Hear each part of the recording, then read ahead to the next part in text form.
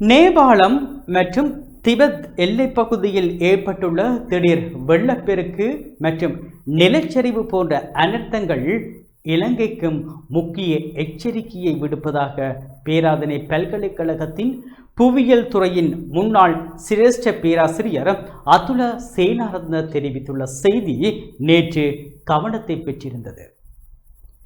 நேபாளம் Tibet எல்லைப் பகுதியில் ஏற்பட்ட திடீர் வெள்ளப்பெருக்கும் நிலச்சரிவும் தொலை தூரத்தில் நிகழ்ந்த இயற்கை அனர்த்தமாக மட்டும் பார்க்கப்பட முடியாது.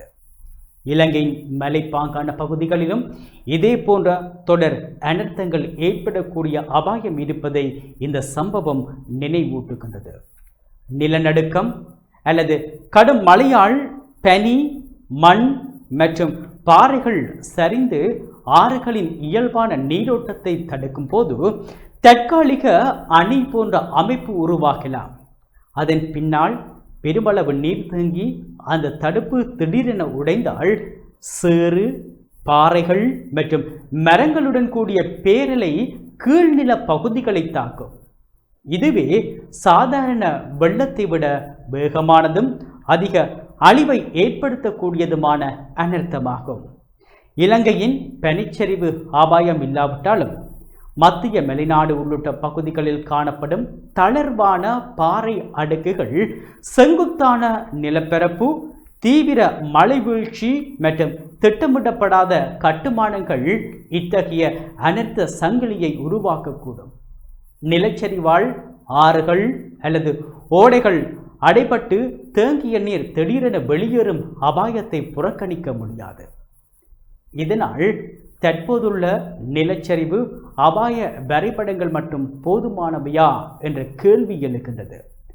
நிலச்சரிவு நிகழக்கூடிய இடங்களுடன் அதனால் ஆறுகள் அடைக்கப்படக்கூடிய பகுதிகள், நீர் தேங்கும் பள்ளத்தாக்குகள் மற்றும் தடுப்பு உடைந்தால் பாதிக்கப்படக்கூடிய கீழ் நில கிராமங்களும் ஒருங்கிணைந்த முறையில் வரைபடமாக்கப்பட வேண்டும்.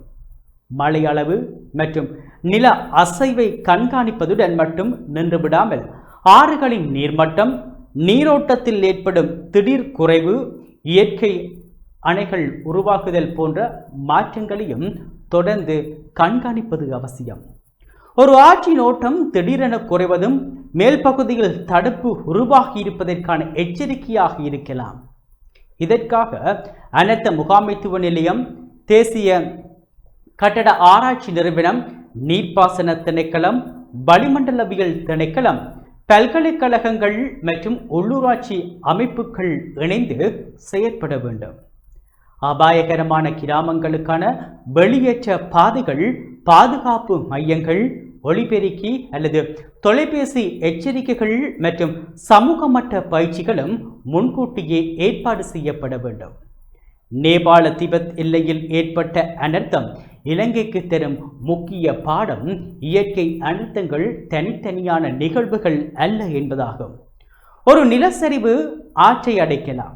அந்த அடைப்பு திடீர் வெள்ளத்தை உருவாக்கலாம். அந்த வெள்ளம் சில நிமிடங்களில் கிராமங்களை அழிக்கலாம்.